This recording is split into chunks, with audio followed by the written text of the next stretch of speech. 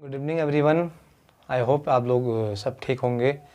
और जैसा कि हमारी जो हिंदी की सीरीज़ चल रही थी, जिसमें हिंदी की उपभाषा एवं बोलियाँ चल रही थी, जो सीरीज़ आप लोगों ने देख लिया होगा। और जो आज हम डिस्कस करेंगे, जो उत्तराखंड की दृष्टि से, जो सभी एग्जामों की दृष्टि से बहुत महत्वपूर्ण टॉपिक है आज का, जो आप देख पा रहे होंगे वाइट बोर्ड में, पत्र लेखन। ठीक है, जैसे आप लोग सिलेबस देखेंगे अगर उठा के, तो इसमें आप लोगों को देखने को मिल जाएगा पत्र लेखन। क्योंकि पिछले जो एग्ज़ाम हुए थे, चाहे हम वो कनिष्ठ सहायक की बात करें, चाहे हम जो स्टेनोग्राफर व्यक्तिगत सहायक की बात करें, उस एग्ज़ाम में हमें देखने को मिल गया था ये क्वेश्चन। तो इसी परिप्रेक्ष्य में आज आप लोगों के बीच जो मैं ये टॉपिक लाया हूँ, पत्र लेखन। इससे क्योंकि उत्तराखंड की जो ग्रुप सी है, हमारा जो UKSSC है, उसमें बहुत सारे क्वेश्चन हमें देखने को मिल जाते हैं इस प्रकार के।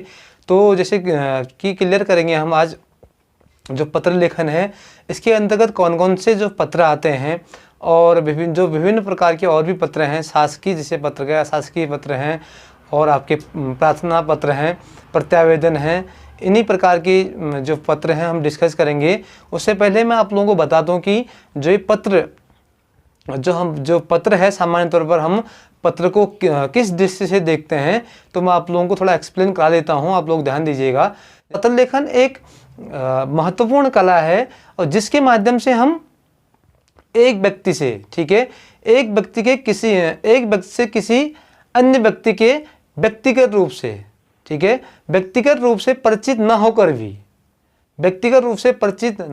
भी जो अथवा प्रत्यक्ष परिचय न होते हुए भी अपनी हृदयस्थ भावना को और अपने ज्ञान की सहायता से उसे प्रभावित करते हैं और प्रेरित करते हैं कि वो जो हमारे जो पत्र का वो जवाब दे करके, ठीक, जो उससे प्रभावित होकर और उससे प्रेरित हम कर सकते हैं अपने पत्र के आधार पर।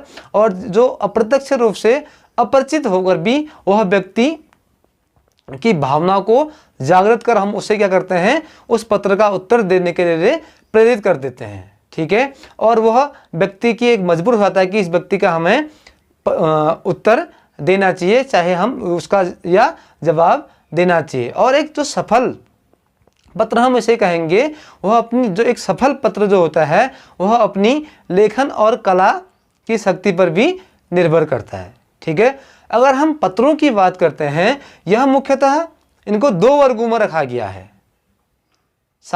इस पत्र को मुख्यतः दो वर्गों में रखा गया है। एक तो है हमारा सामान्य पत्र,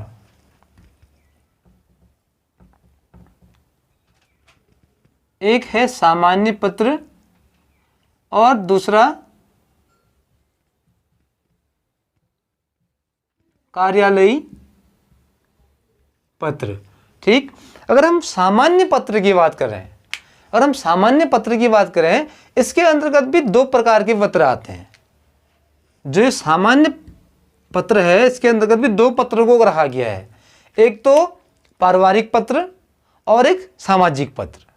ठीक, जैसे अब पारिवारिक पत्र में अगर हम बात करें, जो पारिवारिक पत्र के अंतर्गत जैसे हम कुछ माता को, जैसे भाई का बहन के लिए पत्र, जैसे पुत्र का पिता के लिए पत्र और माता का पिता के लिए पत्र, इस प्रकार के जो पत्र हैं वो एक सामान्य पत्र के अंतर्गत आते हैं, और इन्हें हम एक पारिवारिक पत्र भी कह सकते हैं। ठीक, अगर हम सामाजिक पत्र की बात करते हैं, इसमें आप बधाई संदेश लीजिएगा, चाहे हम कुशल क्षेम लीजिए, इस प्रकार की पत्र को हम एक सामाजिक पत्र के रूप में ले लेते हैं। ठीक, और अब हम बात कर रहे हैं अब कार्यालयी पत्र की।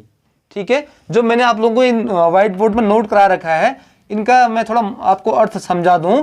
जैसे कि जो एक कार्यालयी पत्र है, इनकी रूपरेखा पर हम देखें तो इसमें ये चीज़ें होनी, कार्यालयी पत्रों में ये चीज़ें होना भी जरूरी है। जैसे पत्र संख्या का होना जरूरी है सबसे पहले तो, और उसके बाद हमारा प्रेषक का नाम और पद का होना भी जरूरी है। और बाएं ओर से हम लोग क्या करते हैं, बाएं ओर से सेवा में लिखकर अगली पंक्ति से प्रसिद्धि का पद व पता का होना भी जरूरी हो जाता है। और स्थान और दिनांक का होना भी जरूरी है।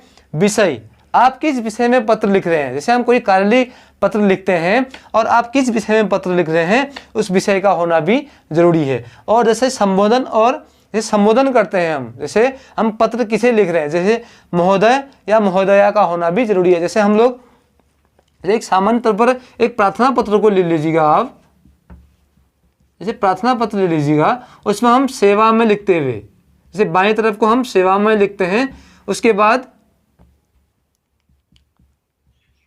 श्रीमान या महोदय महोदया का होना भी जरूरी है, ठीक है।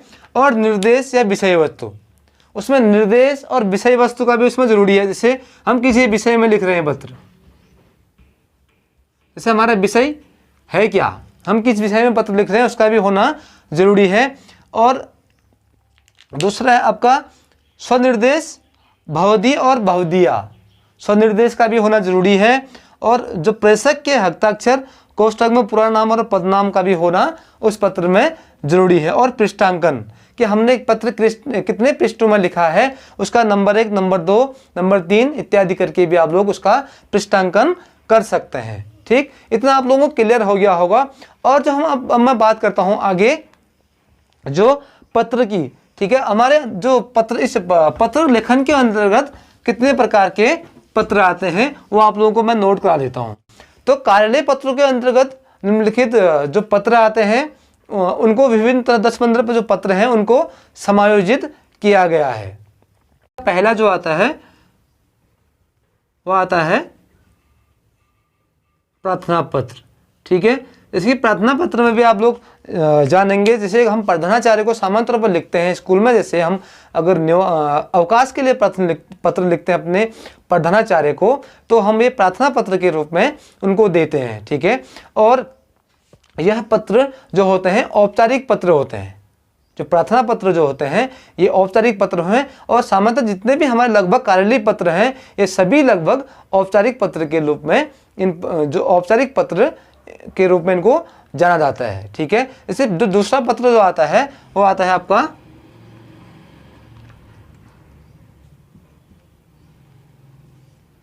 आवेदन पत्र, ठीक। और जो तीसरा पत्र जो आता है वो आता है प्रत्यावेदन। इनके बारे में हम आगे समझेंगे, डिस्कस करेंगे कि प्रत्यावेदन किसे कहते हैं और कौन कौन से इसके अंतर्गत जो पत्र आते हैं। चौथा जो पत्र आता है आपका वो आता है आपका शासकीय पत्र।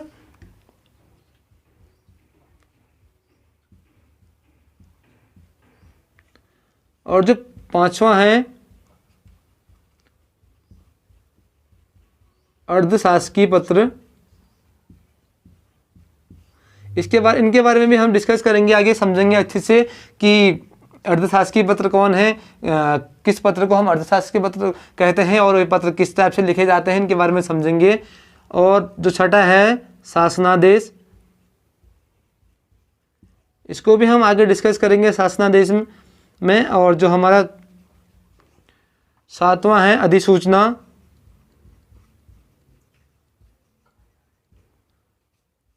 और आठवां जो है कार्यालय पत्र, जो आठवां जो है हमारा कार्यालय ज्ञापन, सॉरी कार्यालय ज्ञापन, इसको भी हम समझेंगे।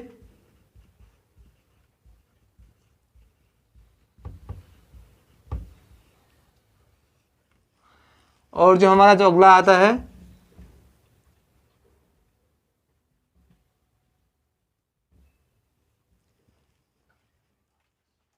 जो परिपत्र, ठीक है, नौवां जो अगला आता है परिपत्र। उसके बाद आपका आता है कार्यालयीय आदेश, इसको भी समझेंगे हम।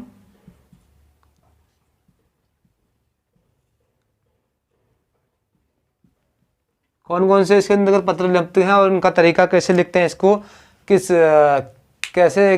अकॉर्डिंग इनको लिखा जाता है। कार्यालयीय आदेश और अनुस्मरण पत्र,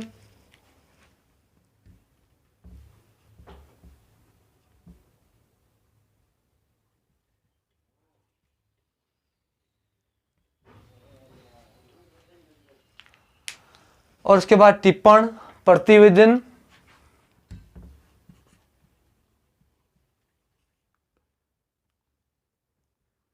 जैसे और प्रतिवेदन,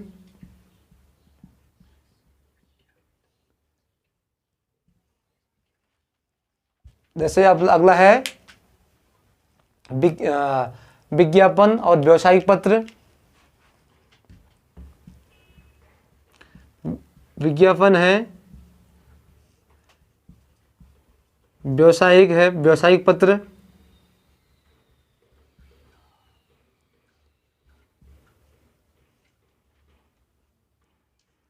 प्रेस विज्ञप्ति है,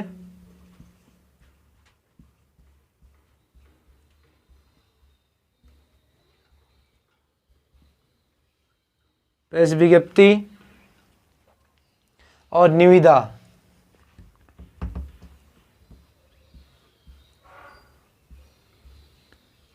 निविदा इत्यादि जितने भी हमारे जो पत्र हैं सभी लगभग कार्यालयी पत्रों के अंतर्गत आते हैं और हम इनके बारे में डिस्कस करेंगे।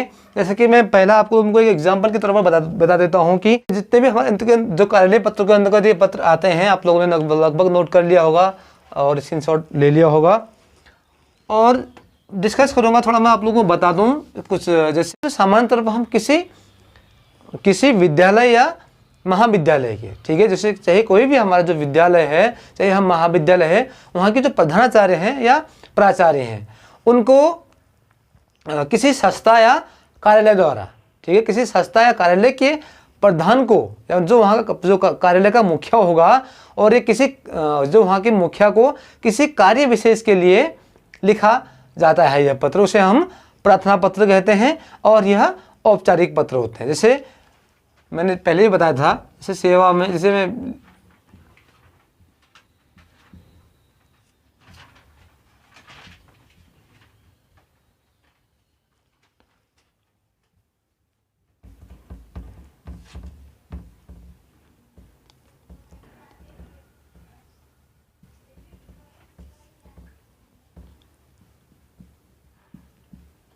जैसे कुछ प्रार्थना पत्र का मैं आपको फॉर्मेट जैसे आप लोग देख पा रहे होंगे। जैसे सेवा में श्रीमान प्रधानाचार्य महोदय, फिर वहाँ का नाम आ जाएगा, जैसे मैंने आप लोगों को शुरू में बताया था, जैसे कॉलेज या स्कूल का नाम आएगा, जैसे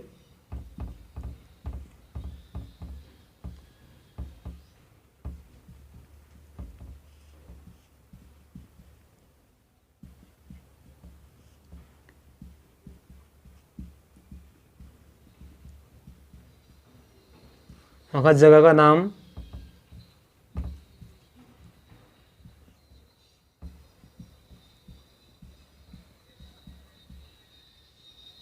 ठीक।